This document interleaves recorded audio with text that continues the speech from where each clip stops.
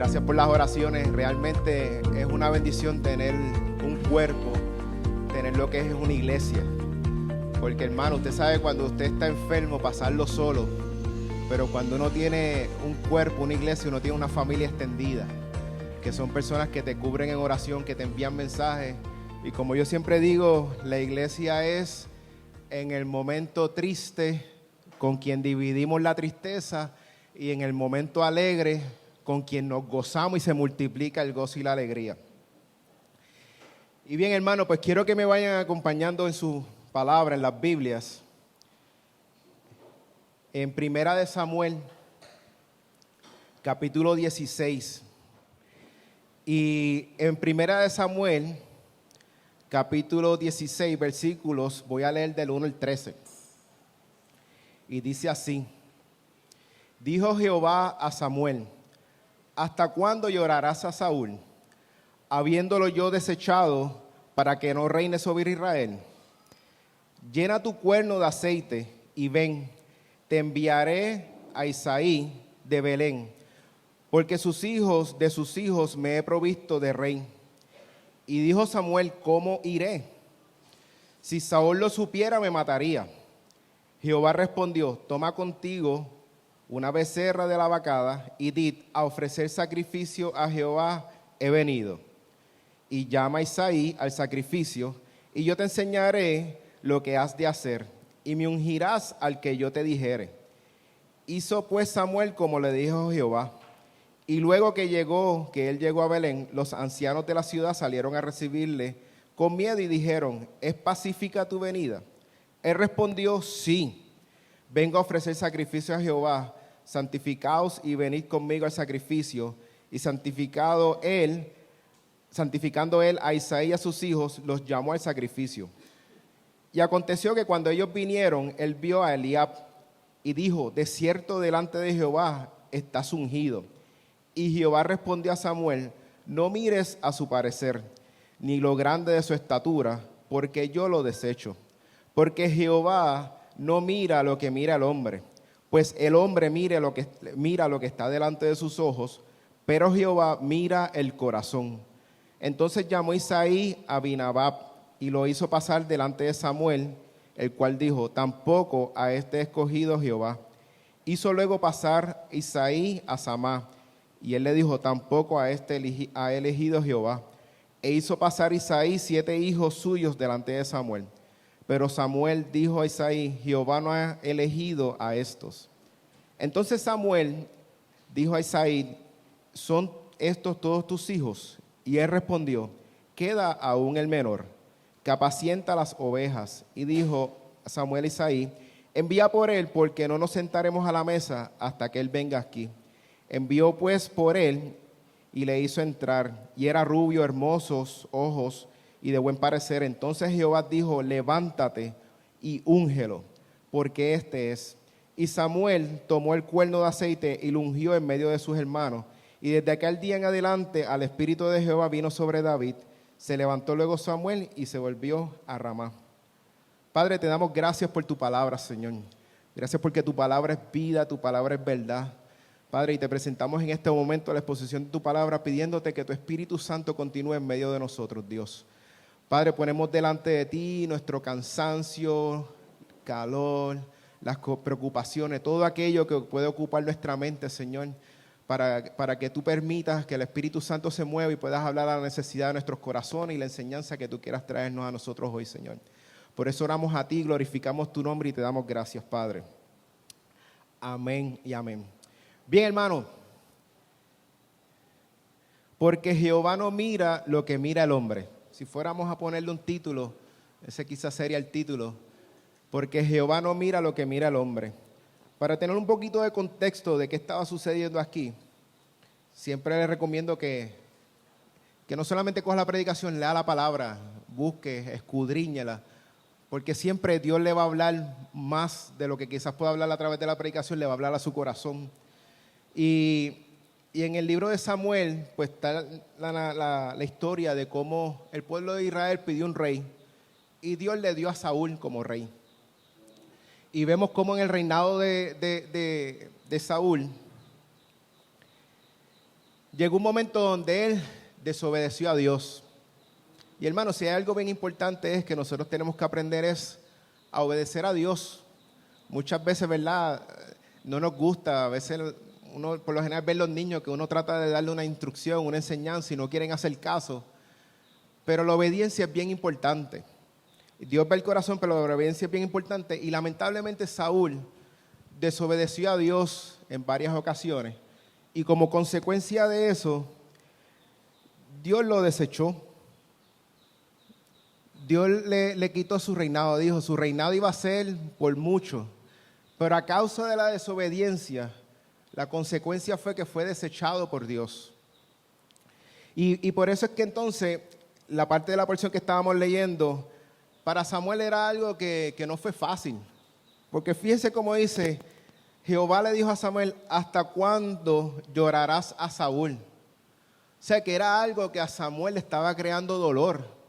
Y yo creo que todo padre, toda persona que tiene una persona que uno admira, que tiene alguna consecuencia por alguna decisión, eso afecta a los demás. Por eso es que cuando nosotros pecamos o hacemos las cosas mal, eso no solamente nos afecta a nosotros, eso afecta a nuestros seres queridos, a las personas que están a nuestro alrededor. Yo soy de los que pienso que no hay nada más terrible para un padre, es ver cómo un hijo algo le salga mal y tenga unas consecuencias y todo eso. Uno como padre, eso es un dolor porque uno quiere que su hijo esté bien. Para Samuel, Saúl era, no, aunque no era su hijo, representaba algo bien importante. Fue el primer rey del pueblo de Israel. Y era algo que le estaba afectando. Fíjese cómo la desobediencia de Saúl estaba afectando al profeta de Dios. Porque dice que lo lloraba. Y cuando uno llora es porque algo está ocupando tu mente, algo te está consumiendo. Pero entonces, por eso Dios le trajo palabra y le dijo, mira ya, deja de llorarlo, porque yo he seleccionado a una persona. Y ahí vemos cómo es seleccionado David.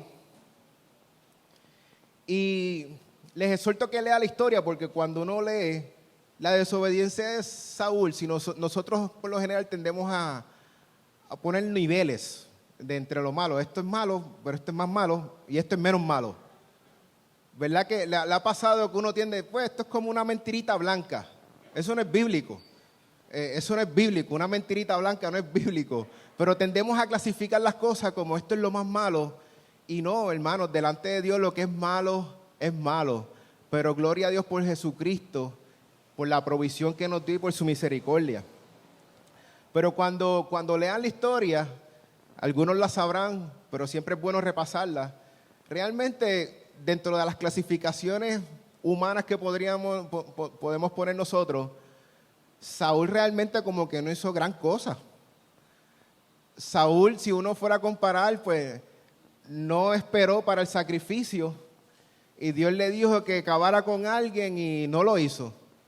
Y ese fue su error, no obedecer. Pero los que conocemos a David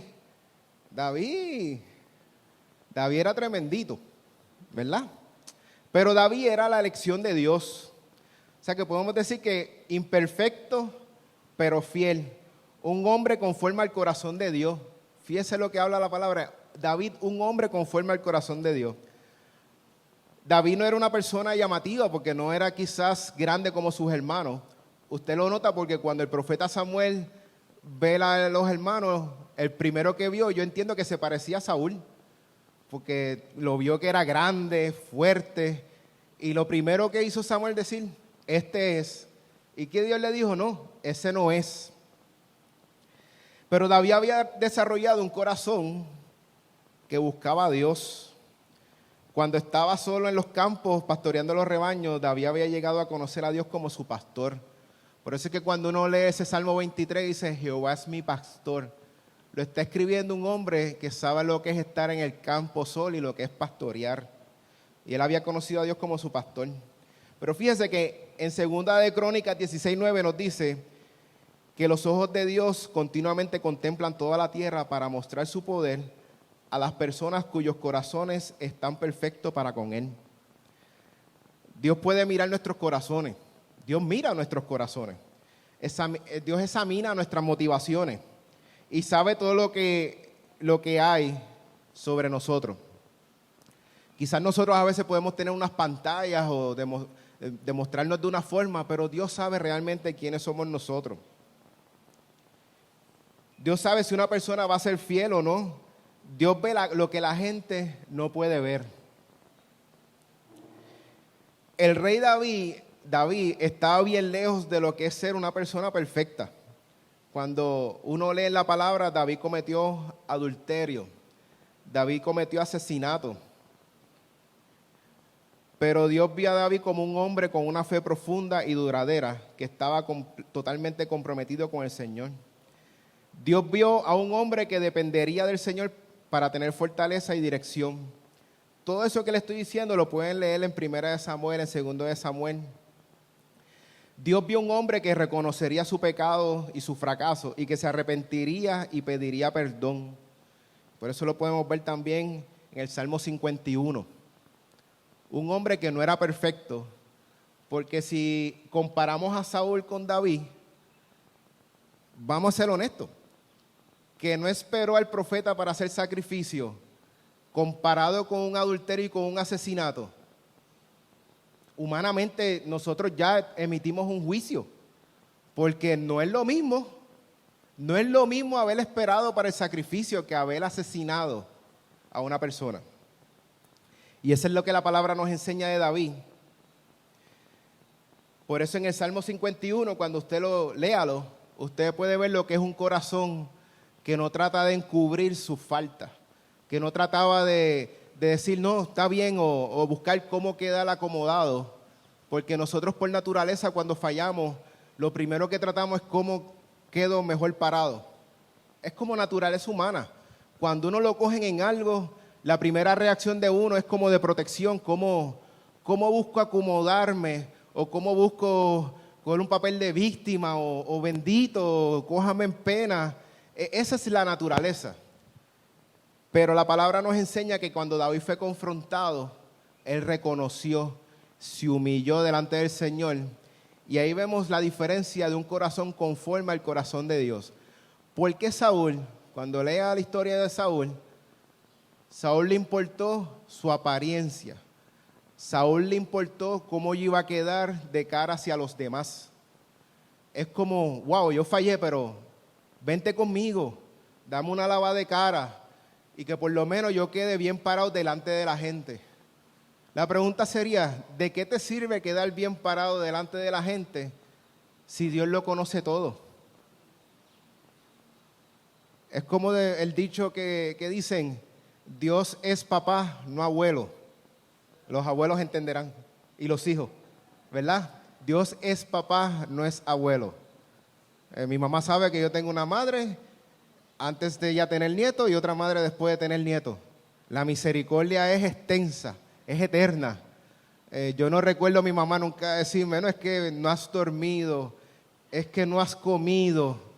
Pero para mis hijos, bendito, no ha comido, no ha dormido. Es un amor y una misericordia que no hay forma. Yo no recuerdo en mi casa que se haya movido una figurita de yo de pequeño.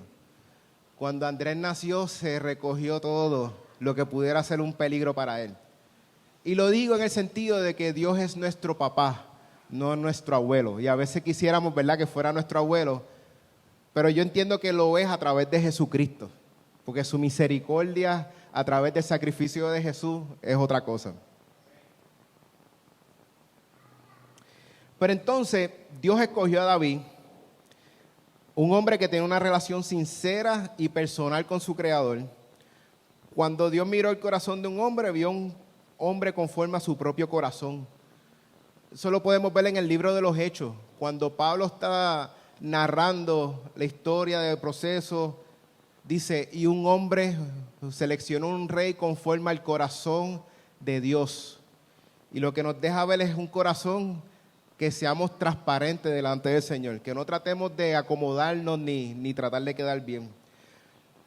Pero mire, hermano, hay ocasiones donde Dios nos hace llamado, Dios le habla a su corazón y le da una palabra. Y cuando Dios nos habla algo, naturalmente tenemos la expectativa de que sea algo rápido. esperamos que sea algo lo más pronto posible. Yo le llamo la generación del microondas. Porque, hermano, cuando usted se le va la luz y tiene que calentar la leche en la estufa, no es lo mismo que en el microondas. Cuando usted está bien ajorado, en el microondas usted pone la taza en el microondas, lo calienta, le pone el café y ya. Cuando usted calienta en la estufa, usted tiene que sacar la olla, ponerla, esperar que caliente, va a saber mejor. Pero entonces, después que hierva, mezclar todo eso, pero ya no tiene que lavar solamente la taza del café, tiene que lavar la olla. Y si no le echa agua rápido, eso se seca. Y entonces es más trabajo. Entonces, si usted está ajorado, cuando usted sale, lo deja para cuando regrese por la tarde. Y fíjese todo el efecto que tiene una estufa, un microondas. Pero ¿qué ha hecho el microondas para nosotros? Ha hecho lo mismo que los celulares. De que si usted necesita llamar a alguien, usted lo que hace es que coge, marca y llamó. Y antes no era así. Antes usted tenía que esperar a que llegara la noche, llegar a su casa, coger un teléfono análogo y ponerle el dedito y darle vuelta y esperar, y le daba y si marcaba mal tenía que volver a enganchar y volver otra vez y darle y darle. Y no nos morimos.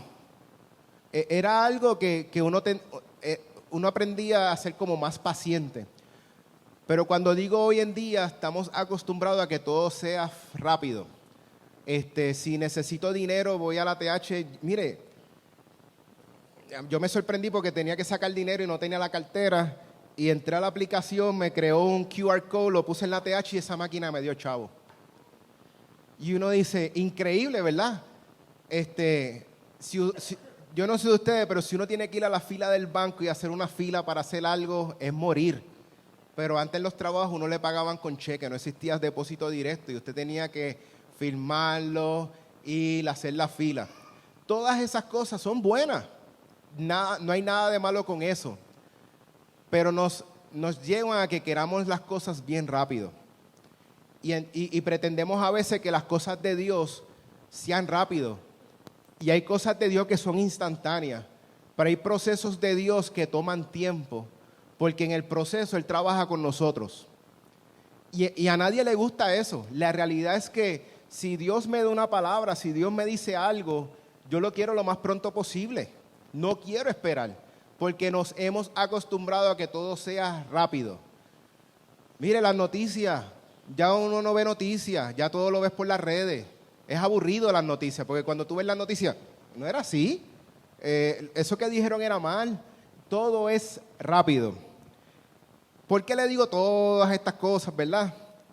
Cuando David fue ungido como rey, su reinado no fue al momento. La Biblia no dice qué edad tenía David. Quizás uno puede calcular, porque los jóvenes para ir a la guerra tenían que tener más de 20 años. Y David no estaba en la guerra. Por eso es que cuando lo mandan, no, está en el campo cuidando las ovejas. O sea que si usemos una matemática acá nosotros, se entiende que David tenía menos de 20 años. Era su edad. Pero sí la palabra registra que su reinado comenzó cuando él tenía 30 años. O sea que si hacemos una matemática, pasaron más de 10 años desde que David fue ungido como rey hasta que llegó a su reinado. Y hermano, 10 años de espera parecería poco tiempo. Si yo se lo digo a nuestros hijos en esta generación que se aburren, si no tienen internet, imagínate 10 años sin televisión, sin internet, sin libros para leer. Eso era una eternidad. Y no solamente eso, hermano, lea la palabra, porque no quiero ser extenso hoy. A David no le fue bien. Cuando David fue ungido como rey, David no la pasó fácil, porque Saúl trató de atentar contra él. Entonces uno diría, ¿hace sentido que Dios me unja como rey de Israel, pero mira lo que me está pasando? Yo creo que lo primero que nos vendría a nuestra mente, a nuestro corazón es, ¿realmente esto era de Dios? ¿Realmente Dios me llamó a mí? Porque si Dios me llamó, la expectativa es que ya yo ande, Dios me llamó, voy a ser el próximo rey, voy a tener toda la autoridad, pero no fue de esa forma. Pero David esperó el momento del Señor.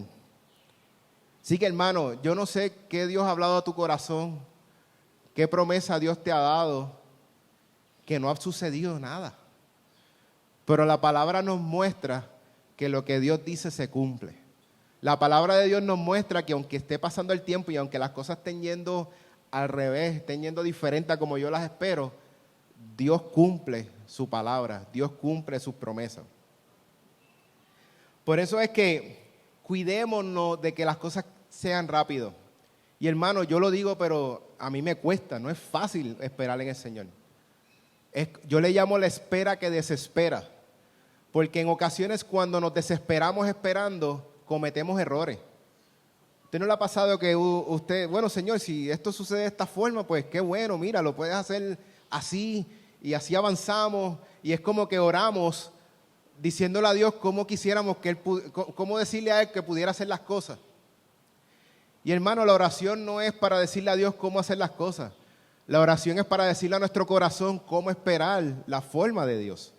Que aprendamos a ser pacientes. Porque la oración presentamos nuestras peticiones delante del Señor, pero la oración también nos alinea con el corazón de Dios. Porque cuando oramos estamos obligando a nuestro alma, a nuestro cuerpo, a alinearnos con el Señor y a esperar en Él. Por eso no se acostumbra siempre en la oración a pedir, a pedir, a pedir. Porque si no, usted se va a encontrar de que cuando usted ora a Dios, constantemente usted pide y quizás hay algunas ocasiones donde quizás ni calla para escuchar la voz del Señor. Se lo dice alguien que habla mucho. Y cuando uno habla mucho es difícil escuchar a otro, porque si tú no te callas, no puedes escuchar a otro. Y a veces oramos a Dios y a mí, yo he tenido que aprender a callar delante de la presencia del Señor para dejar que Él hable a mi corazón. Pero hermano, como les decía, Jehová no mira lo que mira el hombre. Quiero tocar unos ejemplos. Varios ejemplos de personas que quizás para nosotros no hubieran sido las indicadas para Dios llamarlas y escogerlas. Porque ¿qué pasa? Hay veces que nosotros pensamos, esta persona Dios no la puede, porque es que hay gente que uno dice, es tan mala y tan mala, que ni Dios. ¿Ha conocido personas así? Uno ha conocido personas que dice, oye, pero qué terrible, qué malo es o qué mala es. Pero mire, hermano, en la palabra tenemos un ejemplo, por ejemplo, Jacob. Si nosotros fuéramos a ver a Jacob, Dios de Abraham, Isaac y Jacob, eso lo podemos ver en Génesis. Jacob, Dios le cambió el nombre. En Génesis 35 le dijo Dios, hasta hoy te llamaste Jacob. Y usted sabe que el significado de la palabra Jacob es usurpador. Y ya no te llamarás Jacob, sino Israel, el que prevalece con Dios, así que Dios le cambió el nombre. Seamos honestos, si alguien usurpa el lugar de alguien, ¿verdad que nosotros automáticamente lo descartamos? Aún en la misma iglesia, porque es nuestra naturaleza. Si alguien hace algo que no debe, lo descartamos. Y Jacob usurpó. Él tomó el lugar de su hermano para recibir la bendición de su papá, del padre. Y lo engañó y se puso una piel para que el papá cuando tocara pensara que era su hermano. Entonces, si nosotros vemos a Jacob y fueran estos tiempos, esta historia, Jacob yo creo que no tocaba un altar, ni un micrófono, ni un ministerio. Porque para la humanidad, quizás para nuestra carne, ¿cómo es posible que un usurpador pueda ser un líder o una persona que Dios use? ¿Les hace sentido?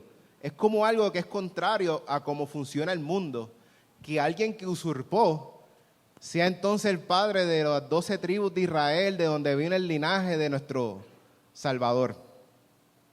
Y lo traigo a manera de ejemplo. Tenemos a Jacob. Otro ejemplo para mí, y yo sé que quizás sería un ejemplo debatible, vemos a José. Y a José sus hermanos lo vendieron. Pero lo traigo como ejemplo que a lo mejor me equivoco, pero para mí José era como echón. Si uno lee la historia, él fue donde sus hermanos, mira, tuve un sueño y básicamente es como decir, y yo estaba por encima de todos ustedes y como decir, me van a servir y entonces viene su papá y le hace una capa especial, diferente a todos los demás. Dígame si los hermanos no era genuino, no era real, que uno dice, la cogieran con el pobre muchacho. Porque quizás uno diría, mira, sé prudente, sé humilde, tú sabes. Y yo no digo que lo haya hecho con la intención, pero José, que para mí quizás era un echón, padeció y demostró tener un corazón alineado con el Señor. Porque a pesar de todo lo que pasó, se guardó y dio ejemplo. Para mí José es uno de los héroes y José nos enseña que en situaciones difíciles o tentaciones y cosas relacionadas con la sexualidad, José nos enseñó que con eso tú no tanteas, tú huyes. Y ese es el mejor ejemplo que yo veo en la palabra de José. Hay cosas con las que tú no te pones a coquetear. Y José fue un ejemplo de cómo en un momento de que le querían encerrar y hacerle un chanchullo, él corrió. Al punto de que el que yo veo que fuera como echón, Dios lo utilizó para salvarle pues, a su familia. Pero entonces, si una persona es como echona, ¿verdad? No cae bien. ¿Verdad? Que dicen, tienes que ser humilde, humilde, humilde, no sea... Y la palabra habla de eso, Dios resiste al soberbio y da gracia al humilde. Miren, hermano, otro ejemplo de una persona que no pareciera que pudiera ser un gran líder, una persona usada por Dios, es Moisés. Cuando nosotros leemos la palabra, en el libro de Éxodo, narra cómo alguien estaba molestando a uno del pueblo y él lo asesinó. O sea que podemos ver que era un hombre asesino, al punto que cuando él regresa, ¿por qué él escapa? ¿Por qué él huye? Porque la persona le dice, ¿qué? ¿Me vas a matar a mí también? Pero vemos en Moisés que a pesar de lo que pasó, de lo que sucedió, de su error, fue un hombre de Dios, que Dios lo utilizó poderosamente. Y vemos lo que es el Pentateuco, un hombre, la ley de Moisés, la ley de Dios que dio a través de Moisés. Así que vemos una persona que también, si lo llevamos al hoy en día, al 2023, un asesino pudiera ser un líder, pudiera, pero de primera intención nosotros lo vamos a descartar. Porque hermano, Dios no ve como ve el mundo. Dios ve completamente diferente. Vemos a Pablo, que Pablo perseguía a los cristianos. Pablo era otra persona que no se supone que fuera un gran líder. Por eso cuando él se encuentra con Jesús, que Dios le habla a Ananías y le dice, mira, ve a este lugar y te vas a encontrar con Saulo de Tarso, la respuesta de Ananías es, ¿con quién? Con el que nos está persiguiendo. ¿Qué sucedería si Dios nos habla a nuestro corazón y alguien que nos está persiguiendo, Dios nos manda que vayamos y oremos por él? Alguien que nos puede asesinar. Realmente son cosas radicales. Pero lo que digo es, lo que el mundo descarta en las manos de Dios puede ser un gran líder. Para terminar los ejemplos, vemos a Pedro. Pedro estuvo con Jesús y era, ¿verdad?, bien tremendo y tú eres Pedro y caminó sobre el mar, hizo cosas y Jesús le dijo que me vas a negar. Dijo, no, yo no te voy a negar. Y la palabra narra cómo él negó a Jesús. Y no solamente eso, sino que cuando negó a Jesús, tiene un contacto con Jesús cuando lo negó. Hermano, y qué terrible, ¿verdad? Uno fallar y fallarle al maestro, fallarle al Señor y después darte cuenta. Quizás eso sería el fin para muchos de nosotros si nos sucediera. Porque recibir el perdón de Dios no es fácil.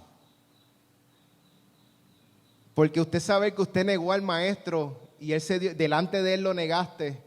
¿Será posible que se pueda ser un gran líder, un gran hombre de Dios? Y Jesús trató con eso. Cuando le dijo, Pedro, ¿me amas? Pedro, ¿me amas? Pedro, me amas. Y vemos en el libro de los Hechos lo que terminó siendo Pedro, un hombre que lo negó, que quizás para el mundo, quizás para la iglesia hubiera estado descartado. Porque mira, habiendo estado con él, todos esos milagros, lo negaste. ¿Y cómo no lo negaste? Lo negaste varias veces, sin entrar en los méritos de nosotros, el temor, yo lo hubiera hecho, no lo hubiera hecho. Pero por naturaleza nosotros tendemos a juzgar y a emitir un juicio bien rápido. Y decimos, no, está descartado. Y para ir concluyendo, hermano, Dios no ve como vemos nosotros. Había una historia de un hombre que entró a una tienda de gabanes, ropa de hombre, donde venden ropa de vestir, gabanes, corbatas. Y esa es una tienda que no es barato. Cuando uno va a comprar ropa de gabanes y ese tipo de ropa no es barata, sale caro. Y entró un hombre con unos maones, todo tracher, y tenía una camisa, un suéter que se veía, ¿verdad? Todo tracher, entró a la tienda. Y el vendedor, cuando lo ve, no lo quiso atender. Fue como algo despectivo. ¿Qué hace este hombre entrando aquí? Cuento largo, corto, viene otro vendedor y lo atendió. ¿Cómo está? ¿Cómo te ayudo? Mira, quiero comprar unos gabanes. Ajá, ¿cuáles quieres? Vente. El hombre se llevó como 6 trajes de vestir. Una venta de casi $3,000. El primer vendedor, cuando lo vio, lo que no sabía era que ese era el dueño de una compañía de construcción y venía de haber estado en el field con los muchachos. Pero no era lo normal que él estuviera de esa forma, porque usualmente trabajaba más en oficina. Pero la persona lo que vio fue su aspecto físico del momento y lo juzgó y emitió un juicio: esta persona no me va a comprar nada. Porque pensaba de que no, pero el otro tuvo la venta del año, porque por haberlo atendido sin juzgar su apariencia o los zapatos que tenía, lo trató de la misma forma. Hermano, y eso es lo hermoso del Señor, que Dios trata con nosotros, no importa nuestro trabajo, nuestra crianza, dónde vivamos, cuánto dinero haya en el banco, qué carro tengamos, cuán bien podamos estar económicos o cuán apretados económicamente. Delante del Señor no hay diferencia. Nada de eso impresiona al Señor. Esas cosas pueden impresionarnos a nosotros, porque usualmente se tiende a ver como alguien exitoso si vives en una buena urbanización como se conoce, o tienes un buen carro, o se entiende que tengas un buen trabajo, y se tiende a decir, esta persona es una persona exitosa. Y realmente nos podemos equivocar bien, bien fuerte, porque eso no es el éxito de una persona. Quizás ese es el éxito para el mundo. Es como también todo el mundo, ¿verdad? Como que quisiera que nuestros hijos sean doctores, abogados, arquitectos, ingenieros. Todo el mundo quisiera esa expectativa. Y uno dice, ¿cuántos quisieran que sus hijos sean misioneros? Honestamente, yo creo que es algo que uno, humanamente, uno lo quisiera lo último, porque uno dice, no va a tener económicamente quizás lo que tendría si es un abogado o un arquitecto, ¿verdad? Y lo digo a manera de ejemplo. Pero Dios no ve como ve el mundo. Recuerdo para el huracán María, ustedes recuerdan cuando en algunos lugares no se estaba recogiendo la basura. El efecto que tenía no recoger la basura.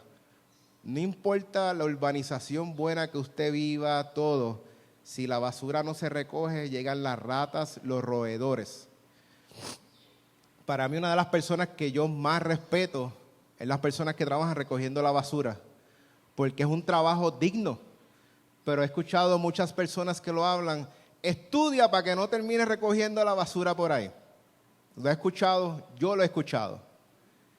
Y la pregunta sería, ¿realmente pensamos así? Pero para traerlo al punto de la predicación, Dios no ve como vemos nosotros. 2 puntos y con esto sí termino. Hay ocasiones donde no creemos que alguna persona tenga capacidades para que Dios lo utilice. Y mira, hermano, Dios nos llama a todos. Usted sabía que Dios lo llama a usted y me llama a mí.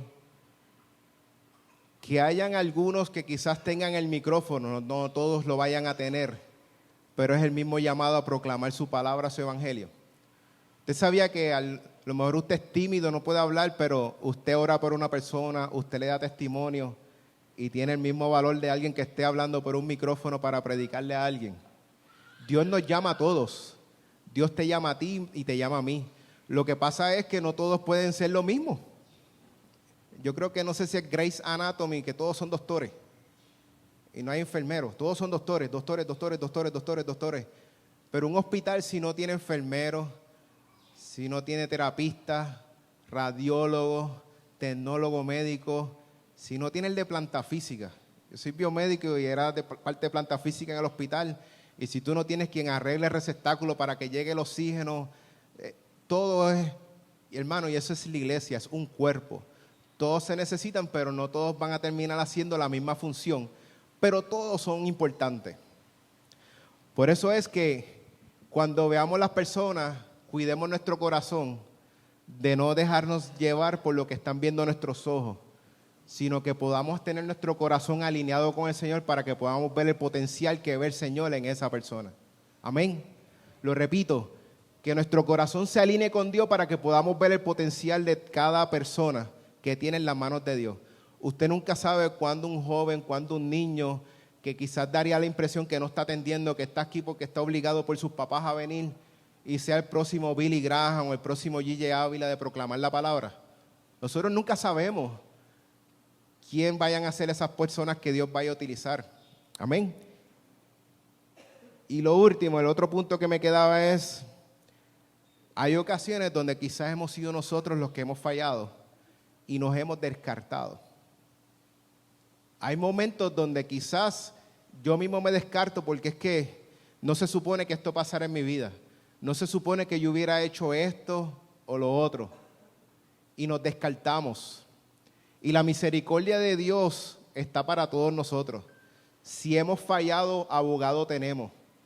Si hemos cometido errores, abogado tenemos. Y tenemos algo más poderoso que es la sangre de Jesucristo. Si Dios ha hablado algo a tu corazón y tú te sientes que estás descartado por algo que haya sucedido, Dios te recuerda que no estás descartado. Que la palabra que Dios te dio, el llamado que Dios te dio, sigue vigente. Que el llamado o lo que te habló Dios a tu corazón no está condicionado a que tengas que ser perfecto o cumplir con toda la expectativa que se nos pone. Porque, hermano, es genuino. Hay ocasiones donde no nos sentimos bien y estamos en la iglesia. Hay ocasiones donde nos sentimos cansados. Hay ocasiones donde nos sentimos, Dios, ¿dónde tú estás? Es genuino, pero hemos creado una expectativa que cuando nos vemos en la iglesia, cuando nos vemos los hermanos, ¿cómo está? A que siempre tengamos que decirle, estoy bien. Y si me atrevo a decir, no me siento bien, tienes que orar más. Tienes que ayunar más. Y no se trata de eso. Hay momentos que no nos sentimos bien, pero Dios está con nosotros. En los momentos que David no se sentía bien, estaba con el Señor y Dios lo honró. Por eso es que Dios no te ha descartado. No importa lo que haya pasado, el llamado sigue estando ahí y Dios quiere hacer. Amén. Oramos. Padre, te damos gracias, Señor. Gracias, Padre, porque tu palabra nos enseña que tú no miras lo que mira el hombre, Señor. Porque tú miras el corazón. Nosotros miramos lo que está delante de nuestros ojos, pero tú miras el corazón, Señor. Padre, y yo te doy gracias por Jesucristo, Señor. Gracias porque si no fuera por su sangre, Señor, no seríamos dignos, muchos no seríamos capaces, Señor, de poder tener el privilegio de compartir tu palabra, de poder compartir las buenas nuevas de salvación, Señor. Algo que los ángeles no les has dado, sino tú no nos lo has dado a nosotros, Señor. Gracias porque tú miras nuestro corazón. Gracias porque tú nos lavas con tu sangre. Gracias porque tú tratas con nosotros a pesar de nuestros errores, de nuestras faltas y de las cosas que quizás hemos hecho o hemos dejado de hacer, Señor. Pero yo te pido, Padre, en el nombre de Jesús, Señor, que esta palabra la podamos tener en nuestro corazón, que la meditemos y que entendamos, Señor, que necesitamos estar alineados contigo para que nosotros poder ver como tú ves. Perdónanos las veces que hemos juzgado, que quizás nos hemos dejado llevar por lo que ven nuestros ojos, por lo que vemos, Señor, y a veces hemos emitido juicio, hemos tomado decisiones o hemos hecho cosas que no están alineadas contigo, Señor. Guarda nuestros corazones. Espíritu Santo, ayúdanos, dirígenos, Señor. Padre, pero yo también oro por aquellos hermanos, Señor, que se sienten, Señor, que quizás no sean dignos, que quizás han sido descartados, Señor, que han pasado cosas que no se esperaban, Señor.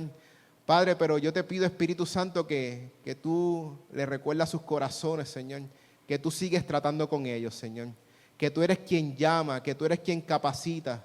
Padre, que un corazón contrito y humillado tú no lo rechazas, Señor. Espíritu Santo, Señor, yo te pido que si hay alguien que se sienta de esa forma, tú lo cubras con cuerdas de amor, Espíritu Santo, y tú sigas poniendo el querer como el hacer, Señor. Por eso oramos a ti, Señor, y te damos gracias, Señor, porque tú eres un Dios bueno, Señor. Oramos en el nombre del Padre, del Hijo y del Espíritu Santo, y decimos